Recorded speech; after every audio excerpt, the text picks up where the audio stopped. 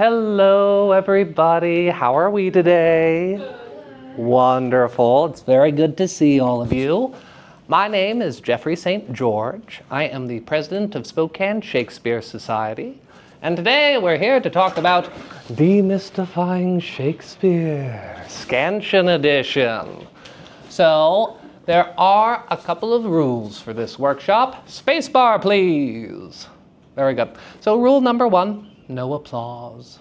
We're going to do live examples here. At the end of a live example, feel free not to applaud. Applause is for finished work. We're not doing any finished work today, so don't worry about it. Item number 2, no unsolicited feedback. As previously mentioned, you guys are going to be doing some examples. When you see your peer do an example, unless I have asked you for your feedback on what they did, please do not provide it. When I do ask you for your feedback, because I will, please be direct, be honest, be sensitive, okay? So acting is inherently very vulnerable work. Treat your classmates the way that you want to be treated, okay? Yes? Is it okay if, you say, like, good job? Or does that count as feedback? I'm going to say that counts as feedback. Okay. Quiet and studious is the name of the day. Okay, let's see what the next slide is, Alex. Oh, fun. So we're not going to linger on this too long. Anybody want to throw out, what is the definition of acting? Shoot. Oh, portraying a character that is not yourself. Pretty darn good. Anybody else? Yes. I once heard it described as, it's not lying, it's portraying the truth under false circumstances. Wonderful example. Ooh, I actually really like that definition. Hello, Abby. Hello, Matt. Hello, someone that I do not know. Feel free to take a seat. Please come in, come in. Oh, very good. I hope it was worth remembering. Let's see. Okay, so rule that we went over real briefly. No applause. We're not doing applause today. No unsolicited feedback. I'll ask for feedback at some points. Unless I ask, please do not render it. Okay, so we were talking about the definition of acting. Anybody else want to submit a guess? Anybody? Very good. Okay, so for the purposes of this class, the definition that we're going to operate off of is to do truthfully under imaginary circumstances. What in the world does that mean? Yes, very good. It means that to behave in a manner that is in accordance with the circumstances that the author gives you. What does that mean? It means pretending real good, okay? That's all it really means. Now, this is the definition that modern Western acting theory is built off of. Inherent to this idea, but is almost never explicitly stated, but must be explicitly stated for the purposes of Shakespeare, is what is called the goal of the actor. TM. Alex. So the goal of the actor is to bring the words that the author wrote to the audience so that they may understand it, okay? You do this totally naturally when you're doing contemporary work. When you're doing Shakespeare, this becomes particularly important. This stops being intuitive. You have to do it consciously, okay? In order to succeed in doing that, you must understand the text. More on that in a moment. You have to understand your objectives, what it is you want. You have to understand your circumstances, what's going on in the world of the play. You have to understand your character relationships, what your relationship is with everybody that you share the stage with, and even people that don't make an appearance in the show. You have to have opinions, fundamental to acting. And finally, you want to understand your character's thoughts and how they express them, right? That's the goal of the actor. We want to get into the minds of our characters. Scansion is a tool that you can use to reveal all of these to yourself. It is also a tool that you can use to bring all of these to the audience. So it's a two-way street tool. It informs you, and it can also be used to inform your audience. Because again, we're trying to inform the audience of the author's words. Next slide, please. Understanding the text. Okay, so this isn't necessarily relevant to Scansion. I'm giving it to you as a freebie because it is incredibly important to the work of Shakespeare. If you're going to walk away with one thing and none of it is Scansion, this, okay? So, when you read Shakespeare, you do not understand Shakespeare. I do not understand Shakespeare. There are maybe a couple dozen people alive who can read Shakespeare like they read the newspaper. And the reason for that is the language is old, okay? The language has changed a lot in the last 400 years. Many words simply do not mean what they used to mean anymore, but they mean something very close, and that's what's insidious about it, okay? You can think you have an understanding of a word, and it's close enough that it almost makes sense. And your modern mind always applies the modern definition to the words that you read, and it is very good at trying to make it make sense to you. The problem with that is when you are using words that you, outside of their intent, you create what I call friction inside the text. The text can bear some friction. You can have a number of misunderstandings. You can be on slightly different pages. But once that friction mounts and grows, the language stops making sense. To you, maybe it still makes sense, but to the audience, it will not. Okay? The text can only bear so many misunderstandings from the actor. So you have to understand the text. How do you do that? Easy places to start. Number one, No Fear Shakespeare. Okay? You guys are all familiar with that. No Fear Shakespeare is a really very good resource. Okay? There has been an astonishing amount of scholarship that goes into No Fear Shakespeare, and it's because lots of people get classical literature degrees and can't find jobs, so they go work for No Fear Shakespeare. Okay?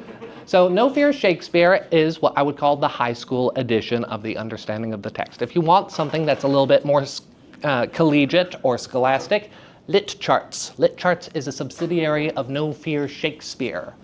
So my recommendation to you, if you want to pursue it, Lit Charts is available online. For a $10 monthly subscription, you can go in, you can download the PDFs of all of Shakespeare's plays, and you can cancel your subscription. And for $10, you will have a really very extraordinary piece of scholastic material. It's very much worth the price, okay?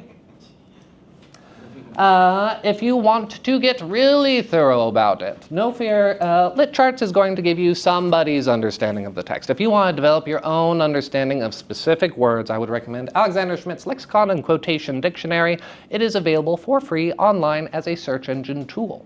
It's very good. There's lots of resources available that are like it. I like Alexander Schmidt. Finally, for people, places, myths, you want to consult a Shakespearean encyclopedia. It kind of narrowly defines those things in the terms of when Shakespeare was writing. That's it. Next slide. You're welcome for the freebie, by the way. Scansion, what is it? Scansion is Shakespeare's roadmap of the text. It is the examination and the study of the flow of syllable stress patterns. Typically, when we're talking about Scansion, it's usually in the context of Shakespeare's verse. More on that in a moment. What is verse? Verse is simply a text with a metrical rhythm. Metrical in this context means measured. It has a guideline, it has a prescribed length, it has a shape that has been predetermined, and a length and a structure. It is just structured text. Prose is just unstructured text. It is not measured, it does not have guidelines, but that is not to say that it doesn't have a rhythm or a flow or a structure of its own. Okay? Next slide. Stress patterns, iambic pentameter. So usually when we're talking about verse in the context of Shakespeare, we're talking about iambic pentameter. You guys are in high school. Of course you're familiar with iambic pentameter if your education is anything like mine was in high school. But let's go over it just one more time just in case. So let's look at the word, iambic pentameter. Iamb is simply a commentary on the structure of the stressed syllables. It means unstressed followed by a stressed. It is a 2-syllable foot, okay? And the foot is just our unit of measurement here. Penta, meaning 5, means that we have 5 feet. Boop, boop, boop, boop. And meter just means measure. So 5 sets of 2 syllables brings us up to 10. Yay, just a little refresh for you all. Next slide. There are other forms of rhythm, okay? So you've got trochee, you've got anapest, you've got dactyl, you've got amphibrecht, you've got spondy, you've got pyrrhic. Don't worry about writing these down. Nobody is ever going to ask you for them. I am simply bringing it up to introduce to you early that there are alternative stress patterns. Iambic is not a law. Shakespeare does not follow laws. He frequently uses different stress patterns. You don't need to know these words, but you're going to see this slide again later. Ooh, a little teaser in there. Next slide. So, how to identify a syllable? If you're anything like me, nobody has talked to you about syllables since elementary school, okay? When it was discussed in elementary school, it was described to you as any time your mouth opens, as in it makes an open shape of your lips part, that's the beginning of a new syllable, and you're taught to count syllables that way. Totally fair, pretty good basic definition. But for the purposes of this class, I'm seeing a lot of head shakes going on over there. What's going on? I wasn't taught that way. Oh, okay. I went to a Montessori school. So I'm going to be tight on time. I do want to know what you were taught though, later. Okay, for the purposes of this class, a syllable is, at its most basic level, a vowel sound. That vowel sound can be preceded by a consonant, or it can be followed by a consonant, or it can be both, okay? So for example, let's see, we've got A is a syllable, ah is a syllable, ha is a syllable, so is oo, or to, or tom, or toms. You see that a syllable is not the description of how many letters are in it, but rather when the vowel sound opens and is then closed by a consonant, and the next syllable begins when the next vowel sound opens, okay? That is going to be our working definition for a syllable inside of this class. This becomes important 3 slides from now. Maybe this is an old presentation that I rehashed for this, so maybe I cut that slide and it won't. Next. Oh, I promise. Ooh, I take it back. Shakespeare's verse, for the record. It is true that much of Shakespeare's writing is in verse. It is also true that much of Shakespeare's writing is in prose, okay? It is true that much of Shakespeare's verse is in iambic pentameter.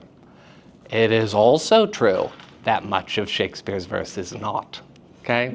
So I feel like sometimes when Shakespeare is introduced, it's always in the context of Shakespeare's verse is iambic pentameter.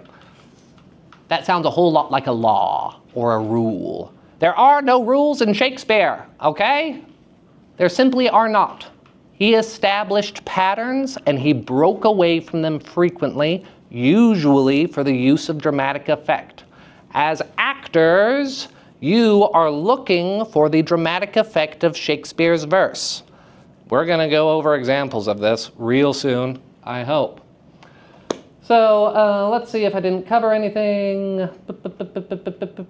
Oh yes, this is a fun little tidbit, so sometimes I'm going to just sprinkle in a fun Jeff fact. So Prospero's final aside is written in catalectic trochaic tetrameter. Say that 5 times fast. Please, everybody, just say it. Say it. Catalectic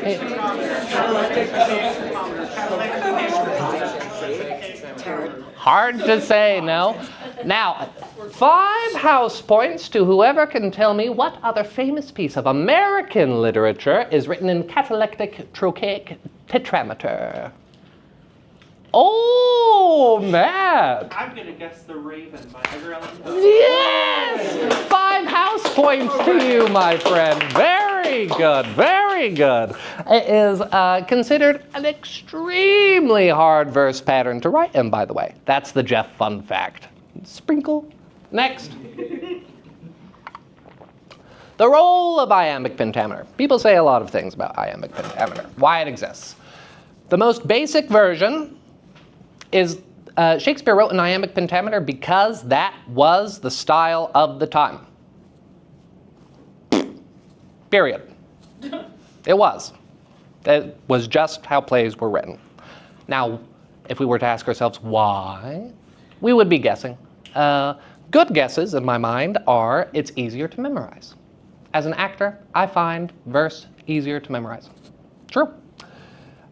Stress syllables that fall in an iambic pattern are easier to hear in a crowded setting, some people say. In Shakespeare's time, people were not sitting politely and listening. They were talking to each other, they were eating, they were fighting in the audience. It was not a polite affair, it was not a quiet affair, and there was no audience microphone assistance available at the time. And so you wanted to project your words to the back of the theater, and you want it to be easily heard. Some people say that's the role of iambic. Whether I buy that, what it does do, the way that Shakespeare uses it, is it helps to narrowly define the meaning of the line to the actor. It is Shakespeare's way of communicating directly to his actors. It provides a framework to break away from. Human beings are very good at pattern recognition. When you establish a pattern and you break from that pattern, it irritates people. It makes them pay attention. It triggers something in them that says, different. And then they pay more attention. An example. Dee-dum, dee-dum, dee-dum, dee-dum, dee-dum, dee-dum, dee-dum, dee-dum, dee-dum, dee-dum, dee-dum, dee-dum, dee-dum, dum-dee-dee-dee, dum-dum-dee, dee-dum, dee-dum, dee-dum, dee-dum. Which line was different?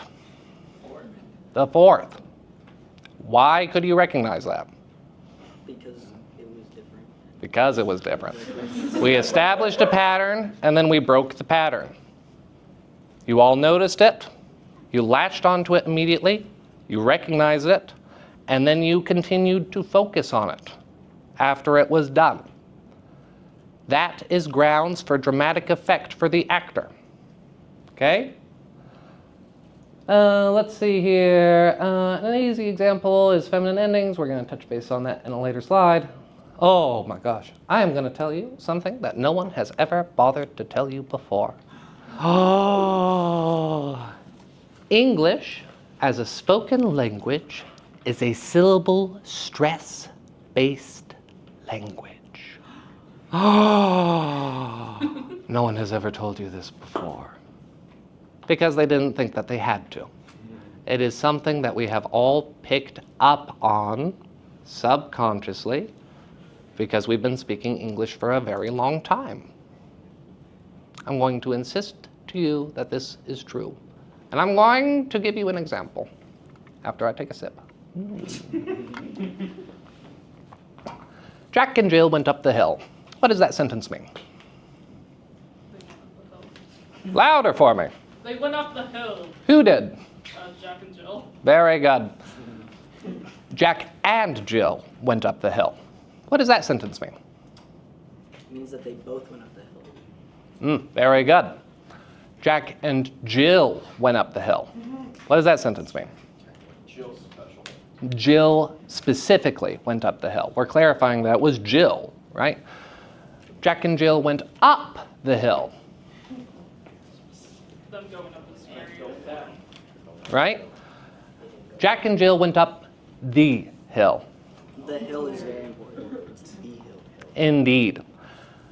The content of the sentence did not change, but the subtextual meaning changed greatly. This is the moment to lock into your mind. You change the meaning of a sentence based on where you place your syllable stress. The language changes. This is huge. This is scansion. Shakespeare, when he's writing in iambic pentameter, when he's writing in his verse, he is begging that you, the actor, look at that verse to derive meaning of the sentence. We're going to go over that more here soon. Next. What does it mean to stress? Okay, so there are lots of different ways to stress. Usually, when we're introduced to the concept, it's in the context of louder, right? The loudest word is the stressed word, or you make it loud. There's lots of different ways, okay? So one of the ways is the elongation of the vowel sound. Jack and Jill went up the hill, right? I didn't change pitch, I didn't change volume, I just elongated the vowel sound, and that syllable became stressed. Full enunciation of the vowel sounds and consonants. We're going to touch base on that next slide. Nope, don't do it, Alex. Change in pitch. Jack and Jill went up the hill. Okay, I changed the inflection and the syllable stress fell on there. Jack and Jill went up the hill. A change in volume, the one everybody's familiar with, and separating the stressed syllable from its surrounding syllables. Jack and Jill went up the hill. Okay. All of these are valid methods to change the syllable stress pattern. Now, what I'm doing with the example of Jack and Jill went up the hill is I have indicated what I call a principal syllable stress, right? It is the biggest syllable stress among a group of others. The sentence has many syllable stresses. I've just dictated that this is the most important one. And so I'm going to put a little extra oomph on it. So why does this matter? It matters because it's important to understand that syllable stresses are relative to their surrounding stresses. Okay? Just because something isn't being said louder, Jack and Jill went up the hill, right? You see what happens when I take it outside of its natural stress pattern. Just because not everything is receiving the same level of emphasis doesn't mean that the other syllables in the sentence that fall on stress patterns aren't stressed in their own special way. This is a little bit of a weird concept to think about. Next slide. I told you it was coming back. Ah, surprise. Okay, so as an example, syllable stresses are an inherent part of the English language. We're going back a couple of slides. Somebody say this word. Okay, actually, somebody volunteer first and then we'll do this. I need a volunteer. Yes, say that word. London. Very good. Change the syllable stress from this part to this part. London. Almost. Okay, back a slide real briefly. So another way to establish syllable stress patterns, and this is the most frequent way that we do it in our day-to-day English lives, is the full enunciation of the vowel sound and the consonants. Okay? So we're getting closer. So it's very unnatural to do. So here is what I mean. So when we talk about the full enunciation of the vowel sound, it is in opposition to that, unstressed syllables tend to get schwa'd out, is what it's what I call it. So a schwa is a lazy enunciation. Listen, Jack and Jill went up the hill. Did I say the word and? What I actually said was and. Jack and Jill went up the hill. Jack and Jill, Jack and Jill, Jack and Jill, Jack and Jill. There's no D on that. I have taken out the enunciation of the final consonant sound. Jack and Jill went up the hill. Did I say went? When? I said when. Did I say the? I said the. Jack and Jill went up the hill. Okay? This happens totally naturally. You guys have stopped thinking about it because you've been speaking English for a long time. It's just what we've gotten used to, and we never think about it. We have to think about it when we're talking about Shakespeare. So next slide. So this word, but, you're schwa'ing out the first syllable and you're giving the second syllable its full pronunciation. What does that sound like? London. London. London. Somebody else.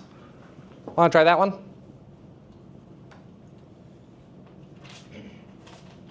Yes, please. Tennessee. Okay. Try to enunciate the E sound more, the N sound more, the N and the S, and then all of this becomes very short and unimportant. Give it a try. Tennessee. It's hard to do because you've been hardwired to say words like this. So if I were to give a syllable stress to the first and second and then unstress the last, it would be, it's hard. Tennessee.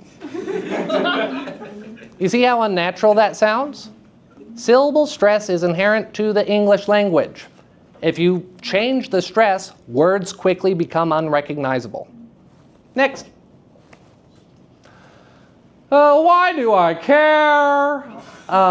Jeff, you told me in the description of this workshop that Scansion was the secret sauce to Shakespeare. Here's why you care. Scansion is here to tell you what is going on, what you need, how you feel about people, what you are doing, and what you think. We're going to display that in a couple of slides, hopefully. Scansion as a tool allows you to infer information about all these things from somebody who's been dead for a really long time. That is an invaluable resource to you. It also allows you to bring it to the audience. Okay, next. Wow, we're on examples. I'm doing great on time. Okay. Well, luckily I brought in a really long exercise at the end, so perfect. I figured out my, when am I out of here, Alex? Anybody got the schedule on them? 10:15. Okay. So, we'll take our time. Let not the royal bed of Denmark be a couch for luxury and damned incest. Okay, so first, we break it into iambic pentameter. Is somebody brave enough to walk up here and try to scan this out? We'll do it together, okay? So, what is the iambic stress pattern? So just as a straightforward question, in a foot, what is the first syllable? Yes? Unstressed. Okay. It's followed by stressed. Indeed. Okay. So this is the kind of symbology that we're going to use. Unstressed, stressed. I do a little. Well, this is hard. Respect teachers in the room. Boop. Okay. So acknowledging that it is unstressed followed by stressed.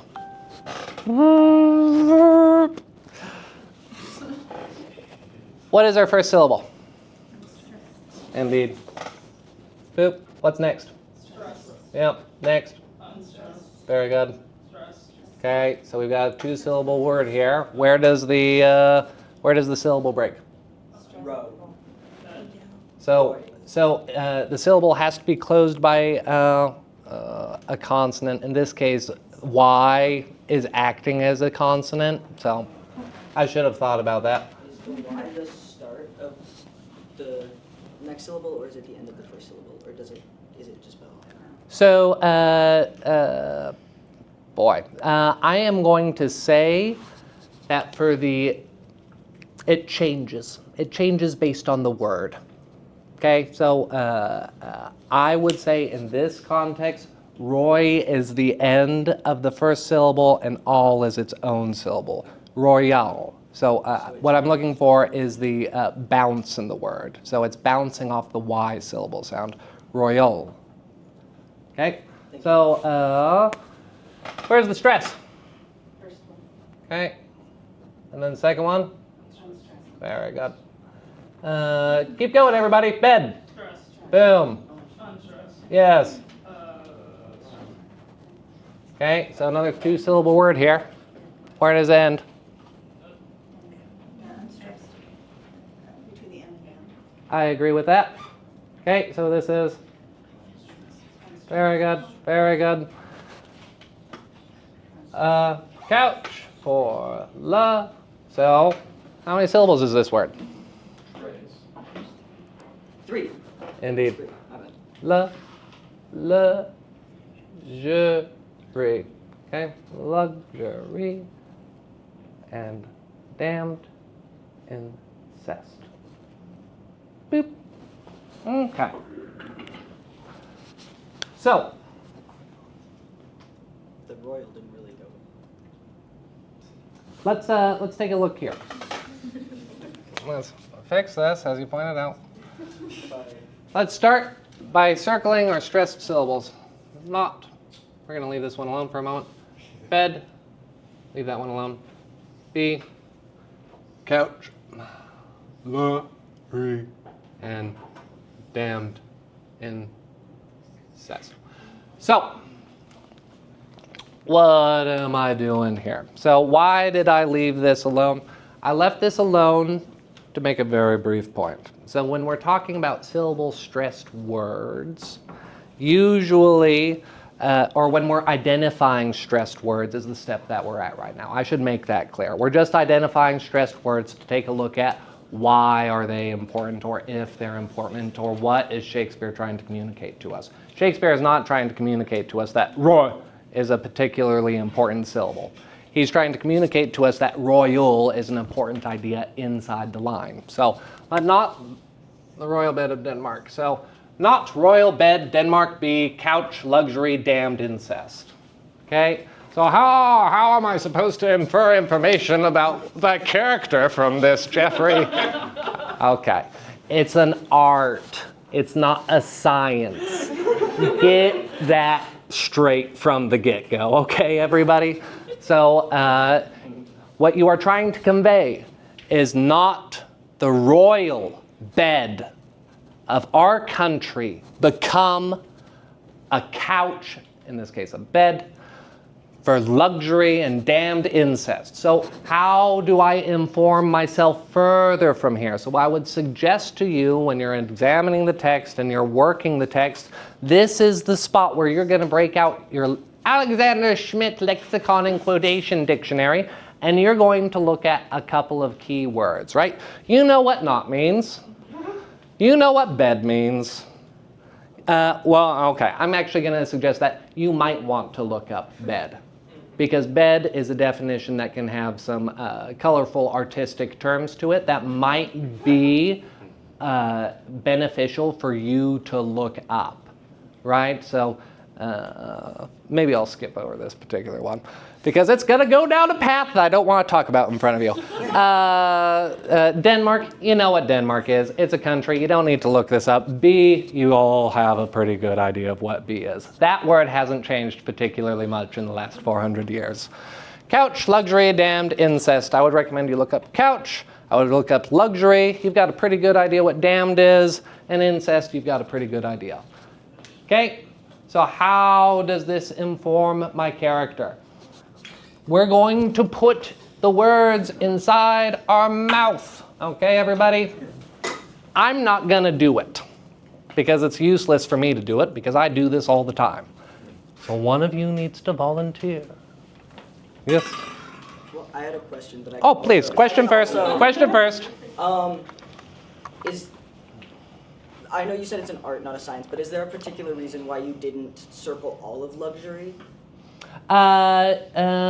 There was, but it was a subconscious region that we haven't discussed yet, so let's go ahead and circle the whole thing. And we'll touch base on why that was later. Everybody circle that in your mind. I've now blocked out the whole word. An eraser, an eraser. Your fingers. There's an eraser back here. Oh, I'll take that one. You can't reach it. I'll get it. I'd be shocked if you could. Okay. Boop, boop, boop. Somebody. You volunteered, didn't you? Okay. So, first thing that we're going to do, just read the line like you normally would. Ignore all the syllable stress patterns, okay? Let not the royal bed of Denmark be a couch for luxury and damned incest. Okay, very good. Now, next step, go ahead and try to hit the syllable stresses hard. Don't worry about like a performance quality. Try again. Let not the royal bed of Denmark be a couch for luxury and damned incest. Okay, can you hit it even harder? Let not the royal bed of Denmark be a couch for luxury and damned incest. Pretty good. So we're gonna do it as a group. Ready, everybody? 1, 2, 3. Let not the royal bed of Denmark be a couch for luxury and damned incest. Ah, you did it. You did it. Oh, what a wonderful transition. How did you guys say this word? Incest. Indeed. What's the difference? What's the difference? Incest is the natural pronunciation of the word, which brings us to our first item to consider. Whenever iambic departs from the natural spoken pronunciation of a word, that's a red flag. Boop! Big old flag. That means something weird is going on. Now, in performance, you very well could do a couch for luxury and damned incest, right? You could do that. That's a valid choice. But the point of scansion to you, the actor, is as a reflective exercise. It is to bring attention to the line in a way that you wouldn't normally think about it. It prompts you to examine the line in new and creative ways. And when you examine the line in new and creative ways, you make discoveries, okay? That is what good acting is. It's not just reading through iambic pentameter. I assure you, if you did an iambic pentameter reading all the way through a Shakespeare play, your audience would be terribly bored. Let's do it again as a group. Let not the royal bed of Denmark be a couch for luxury and damned incest. You see what a sing-songy quality that has? It's so boring, okay? Do not bore your audience. That is goal number 2 of the actor, okay? Don't bore your audience. So, to tie this back into earlier slides, what we were doing there, where we were really hitting it, is that we were placing a principal stress on each and every single one of those. That's why you limit the number of principal stresses you use. Shakespeare's lines can bear usually between 0 principal stresses and 2, maybe 3. This is a guideline. There's always exceptions to the rule. But you don't want to hit every single word like we were doing just then, okay? So, next slide. We've already kind of beaten me to it.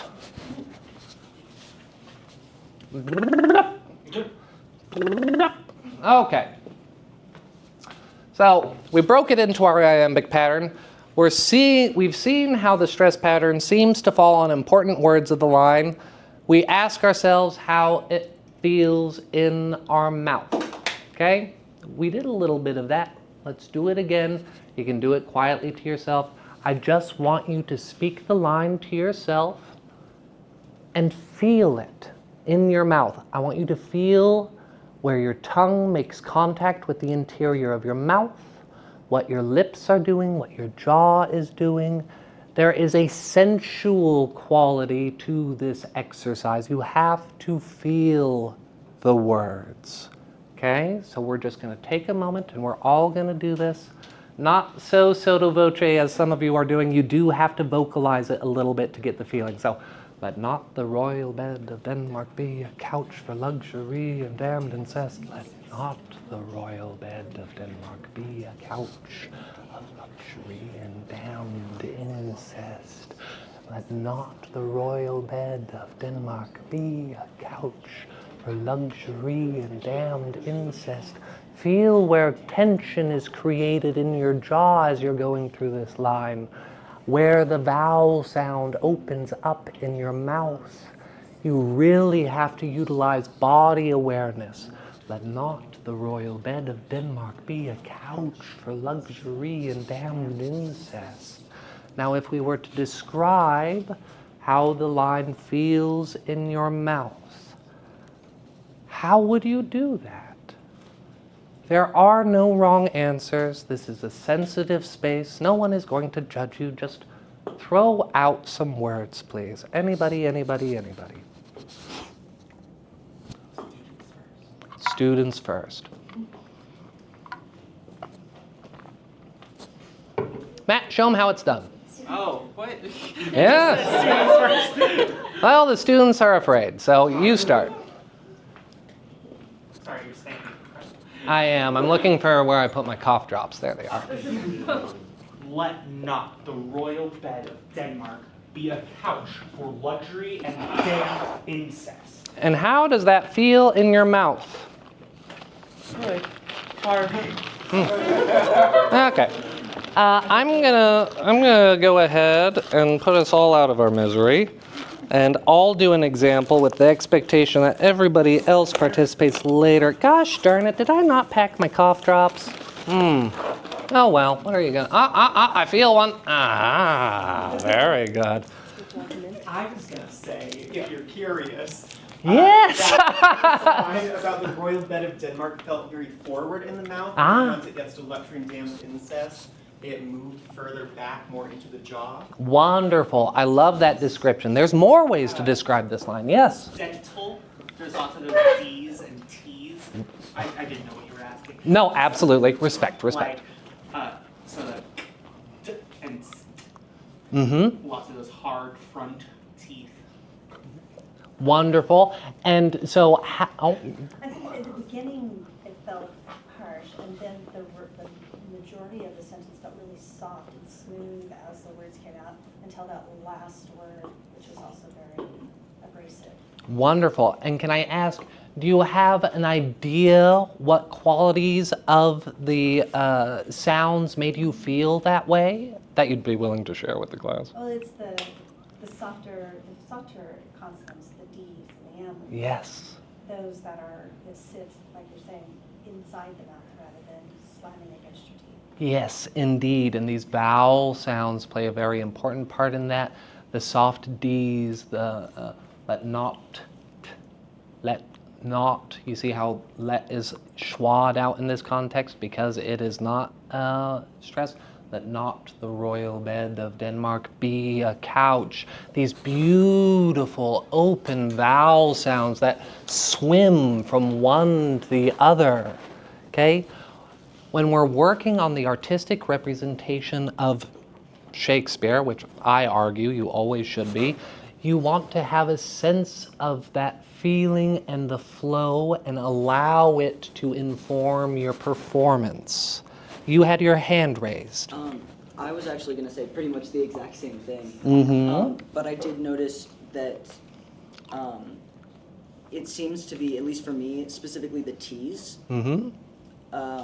Because except for the first, except for the let not and incest, there's no hard T's. Like the is soft, and I just noticed that. So Absolutely. emphasizing that the T's really made it feel harsher and more pointed. Yes. When he did it. I think that's an excellent way to put it. Harsher, more pointed. When I'm thinking about it in my mind, when I want to execute T's, I think about them as like slashes. Like you can cut someone with a good T. I had a friend in college that always fully enunciated her T's, and it was very disturbing.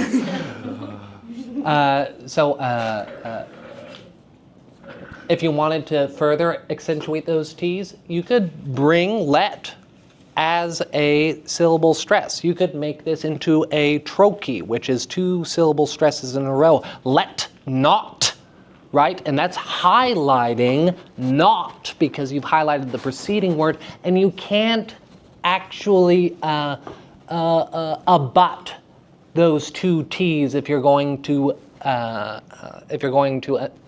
stress both of them. So abutting is a concept in Shakespeare and in performance in general where you combine similar end consonant sound with the following consonant sound. So we've got 2 T's here. No, we don't. There's not in the... Let not. Okay, fair enough. Ignore what I just said. I was on the wrong track.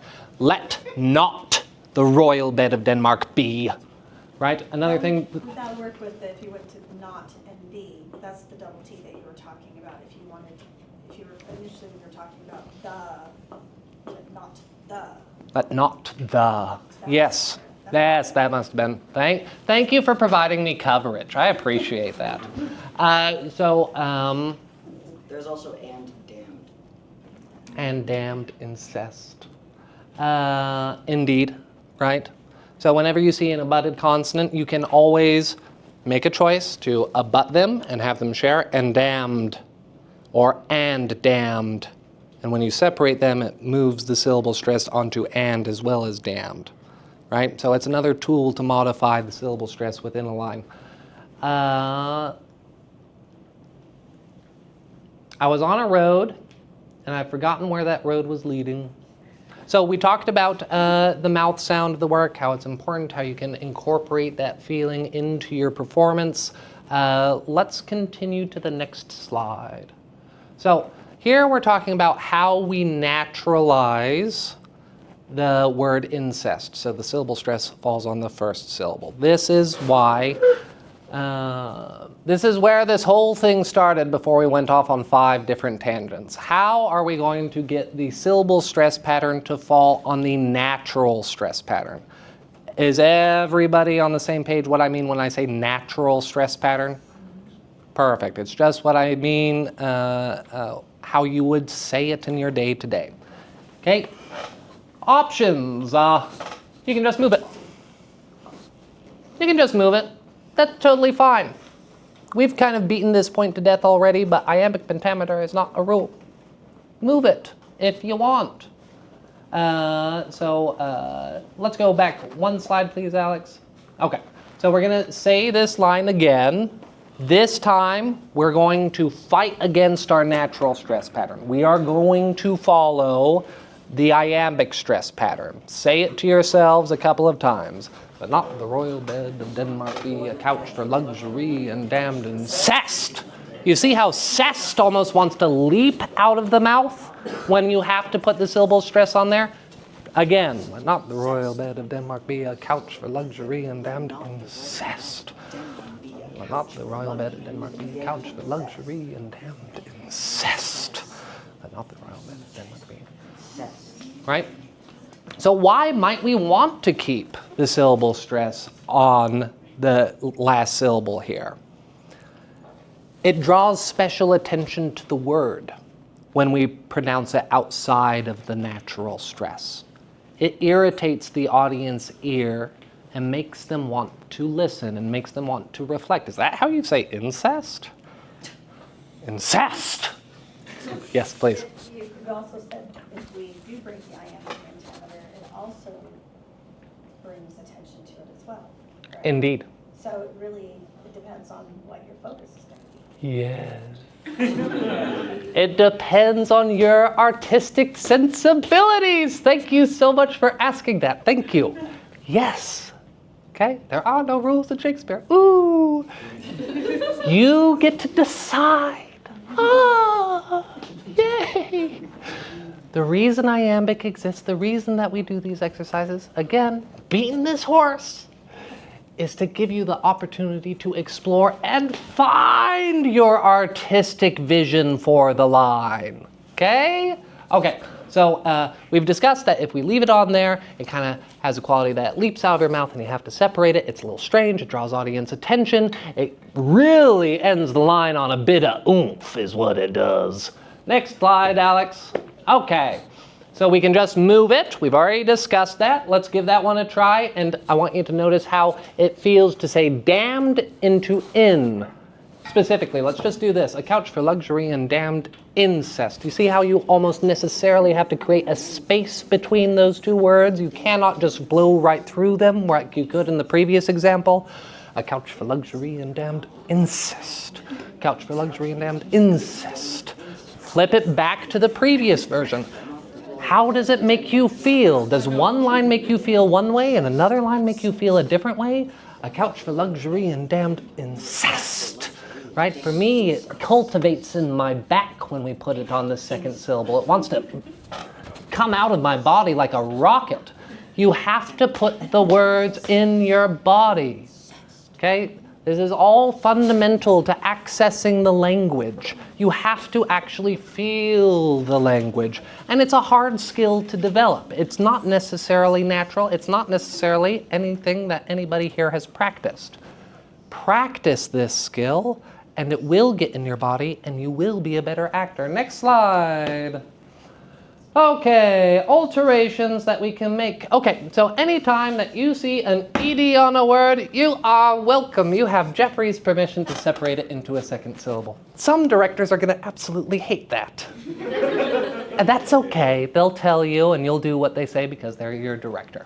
But don't cross that off the table just yet. So we add an extra syllable, and that makes this an 11-syllable line. This is becomes a hypermetrical verse line, is what it's called whenever you extend a verse line beyond 10 syllables. Shakespeare's verse can get up to 13. Okay? So we've made this a feminine ending. What is the point of feminine endings? Let's flip to the next slide. I think I might have a whole slide on that. Oh, yeah, I do. Okay, good for me. Feminine endings, a form of hypermetrical verse line, are very commonly found in Shakespeare. A feminine ending is called such because the verse line always ends on an unstressed syllable and is therefore considered weakened. Yeah, that's kind of the background on that word. I didn't make it up, so leave me out of it. So feminine endings can serve a number of different functions, but it comes down to an example of departing from the structure of iambic pentameter to draw special attention to the last word of the line specifically. Let's go back. So one thing that I'll note as an aside, not necessarily Scansion related, is Shakespeare tends to put his really important words on the last syllable of the line for two reasons. One, the last word usually falls on the last syllable of the line, surprisingly enough. The last syllable of the line in iambic pentameter is usually stressed. A couch for luxury and damned incest. So by adding an extra syllable, though we're weakening the last syllable of the word, we are drawing it out and we're still capturing the audience's imagination. You notice how I keep coming back to that, and that there are like 9 different ways we've discussed so far of pricking the audience's ear to bring them in, right? There's a myriad of ways to do this work. We're going through a bunch of different examples right now, just to give you tools in your tool bag. That's all we're doing right now, okay? So we've added an extra syllable. So damned is now damned. Damned, say it with me, damned, damned incest. Oh my God, isn't that so much fun to say, damned. Okay, so we're gonna do the same exercise that we've done a million times at this point. We're just going to focus on this section of the line. Say it to yourself. Feel the mouth sound. I'm going to ask you how the mouth sound changed when we're done with this, okay? 30 seconds. Account for luxury and damned incest. Yes, have fun with it, please. A couch for luxury and damned incest.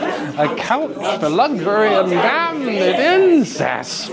A couch for luxury and damned incest. A couch for luxury and damned incest. Damned incest. Okay, what feels different about the line? What feels different? It's more passionate in a way. Yes, absolutely. That's a great interpretation. Anybody else? Yes. It feels a little bit more natural, at least for someone who's not used to performing in verse, because it feels more like something that an actual person would say because of the uneven syllables.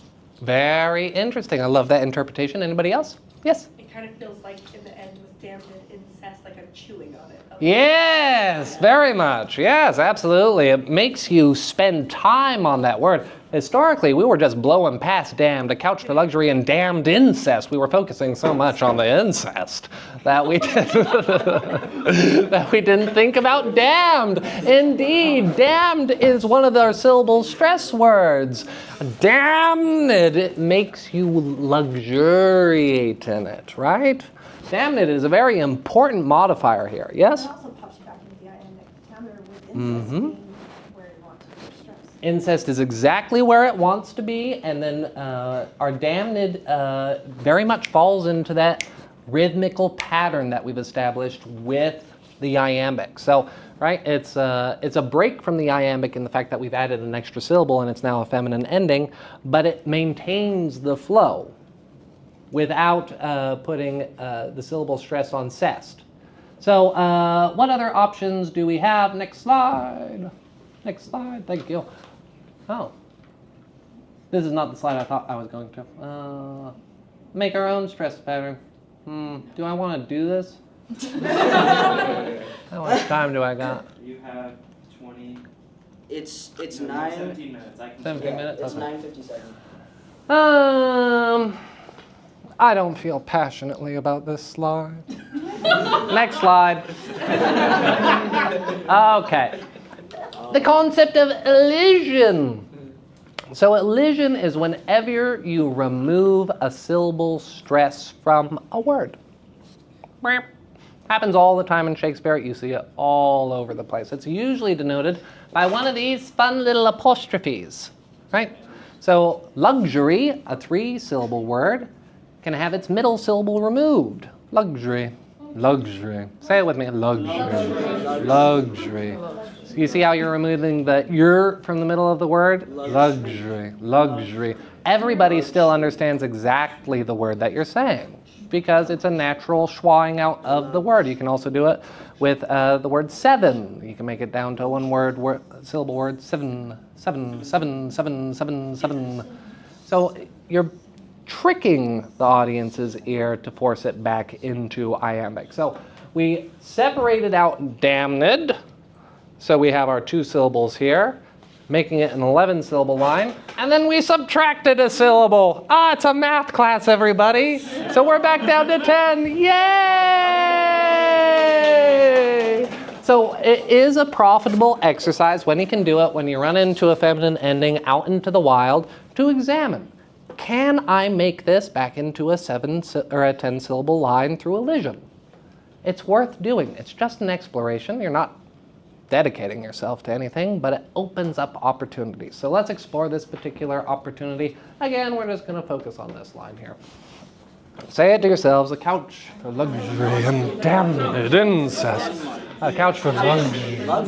Luxury. Give luxury a gesture. Luxury. Luxury. A couch for luxury and damned incest. A couch for luxury and damned incest.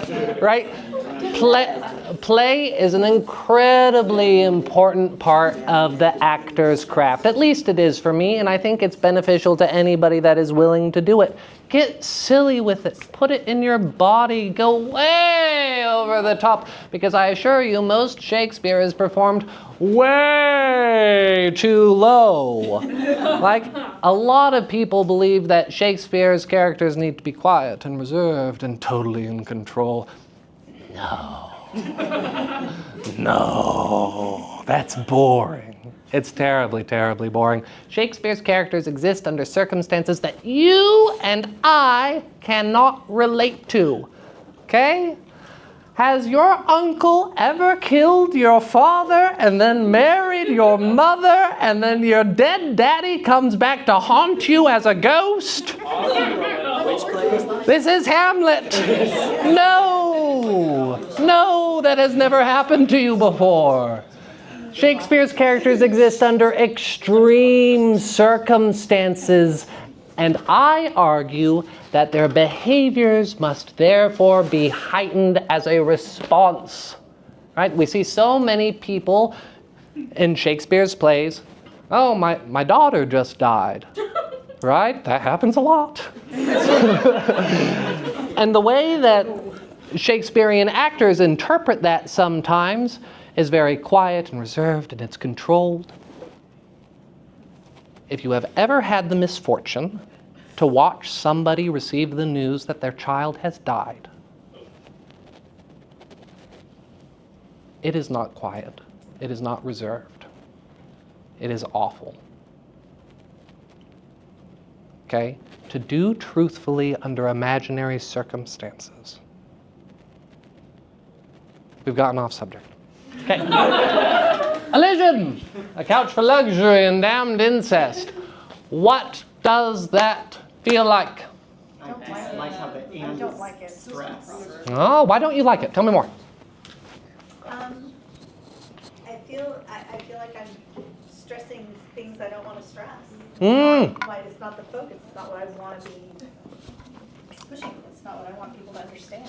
Indeed. Yay! Excellent. Wonderful.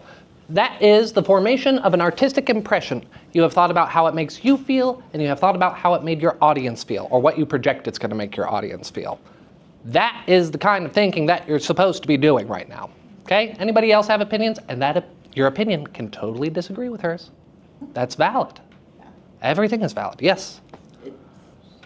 Like, I know that this is kind of the point, but it feels really uncomfortable to emphasize "and" in this line, because you normally don't emphasize that word ever. Certainly. So you emphasize "and" usually in the context of a rhetorical argument to outline that it's not just this, but also that. And in that case, you are right. This, well, I guess this is exactly that case. So a couch for luxury and damned incest. Do we care that we're making clear that it's luxury and damned incest? Probably not, to your point, right? We want to shift the focus of the line to the last syllable of the line, the last theme of the line that we've established, is that what's going on here is not good. Okay? Wonderful. Anybody else have commentary about the mouthfeel, a couch for luxury and damned incest? Yes? With how hard and consonantic the rest of the line is, luxury, the smoothness of it is out of place. Yes, a wonderful artistic impression. Anybody else? Yes? Similar to what was just said, yeah, it feels very choppy at the end compared to like at the beginning. Like you have like not the royal bed, right? And then you have luxury and damn Ned incest, and it doesn't feel good. It feels clunky in the mouth. Okay? Whenever Shakespeare starts feeling clunky in the mouth, that's a good sign that you're on the wrong track. Okay? So I'm not saying that you never use a phrase just because it's clunky in the mouth. That's also an artistic tool. Okay? It's a valid one. We've just decided that we don't want to apply that tool in this particular instance. Okay? No rules, just guidelines. Next. Oh, different editions write things differently. Okay, so you're reading through your text, and editors have done the work of breaking out damn into damned for you, or they've elided certain words, And that's just the way editors work. When you're reading your text, I need you to understand that it is not necessarily the exact text Shakespeare wrote. Period. Full stop. Okay? We don't have what Shakespeare wrote. We have iterations that have been touched by a bunch of different people. Shakespeare's works are gone. We have nothing in his hand. We have no playbooks, which will have been the second source material. What we have are quartos and folios, and at the very least, those are 3 or 4 iterations away from what Shakespeare wrote. In aggregate, this is how I sleep at night.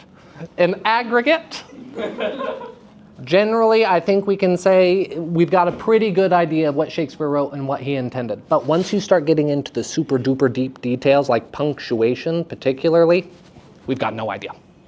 The rules for punctuation as editorial processes 400 years ago, night and day from what it is today. We just don't know.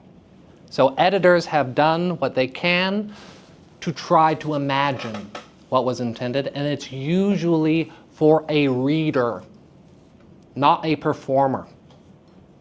Okay? They will place their punctuation where they believe it provides clarity for the reader, not for you, the actor. So, case in point, here we have reckoning made. So that's a 3-syllable word. Damned, separated out. Together, together. Right? This is not damned, this is damned. Reckoning, damned. Reckoning, damned. This is lit charts. This is the first folio. This is now Folger. This is Folger, and then this is Riverside. These are all good sources. They're all different. So when you're going through and you're doing your scanning and you see that they've separated out damned, or they've separated out reckoning or elided reckoning or kept it together, that's not a law, okay? You get to go in and you get to make the choices that you want in conjunction with your director. Directors. Okay? So just keep that in mind. Play. You have permission. Nobody, no, I'm not going to say that. Next. Okay. This is the ultra long example that I saved to the end to fill up time, which we happen to have 5 minutes of. Okay. Who wants to scan this? Who wants to get up here with the marker and go like boop, boop, boop? Please. Let's use black because I hate red. Yeah, black over there.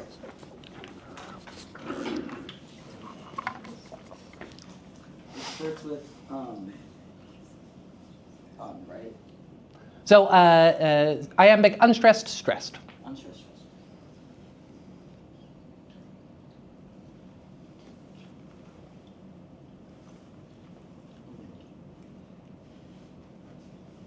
Are you done? I can't see. It's blocked by your hand. Alone. Alone is a 2-syllable word. Yeah. Alone. So the vowel sound is. Okay, that makes sense. Thank you. So, and this is where it changes, right? So previously we had an example where the consonant was attached to the initial vowel, but here I'm arguing that is the syllable and then lone is the second syllable. Okay. I've tricked you. I've tricked you. So a number of different things. I removed the context from this line for you to make an educated decision, and I apologize for that. Now, preceding this line, oh God, what is it? Who knows? So you see that we have 5 syllables here. Preceding this line was another 5 syllables with an exit and then 5 syllables. So usually when Shakespeare's line is interrupted, it's incomplete. You've got 5 syllables, 4 or 3, who cares? And then it's followed by an action, like somebody exiting. That line continues into the next line.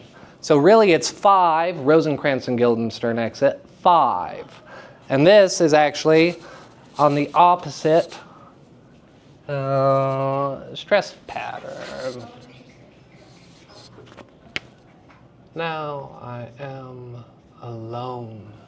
And when you do that, it opens up those beautiful vowel sounds in a very lonely quality. Hamlet's alone on stage, nobody's with him. Now I am alone. Rather than, now I am alone.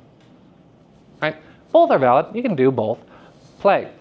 I am sorry that I misled you. Okay. Please continue if you wish to continue, or you can pass the pen to somebody you choose and punish them for their insolence. Is it a new line now? It is a new line now. It is. Yeah. That was a dirty trick. The beginning of that line is, I so got by you. Thank you.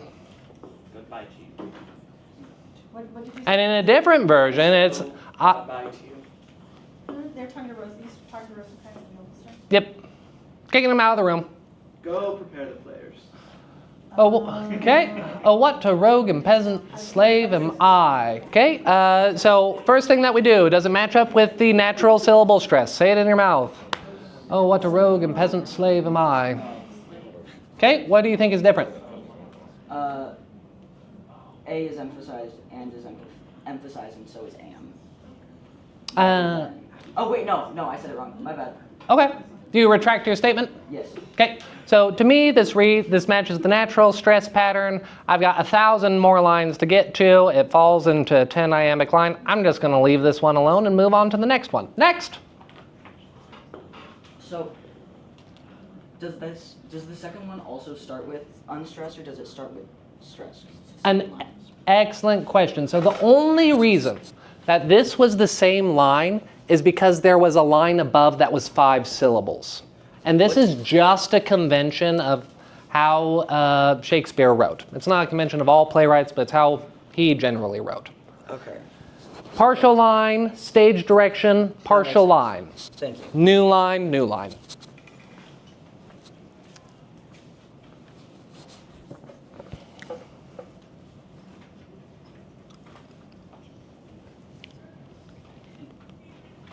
Would you say monstrous or monstrous? Yay! An excellent question! Yay! So, monstrous. 3-syllable word. Can it be elided? Yeah. What can it go down to? Monstrous. Indeed. So we pause, and then we count on our fingers. We check that this is, whether this is a 10-syllable line if we give it monstrous 3 syllables, or if it becomes a feminine ending. So, is it not monstrous that this player here? Agreed. So if we give monstrous 3 syllables, it becomes a feminine ending. So we're gonna pause and see, do we like a feminine ending on this line? We're gonna try it both ways, okay? So we're gonna put on our bad actor voice, and I'm probably out of time, aren't I? 2 minutes. 2 minutes, okay. So I'll take that. So is it not monstrous that this player here, right? That doesn't sound right at all. So we have a pretty good impression right from the get-go that we want to elide monstrous to get it on a more natural stress pattern, which would be, is it not monstrous that this player here? Okay, that sounds way better, so we want to do that. Okay, I know between classes is tight, so you are all welcome to leave. You can applaud if you want, I suppose. Oh, thank you. Okay, everybody, have a great rest of your day. I'm teaching a movement class in this room. Next. How dare you not?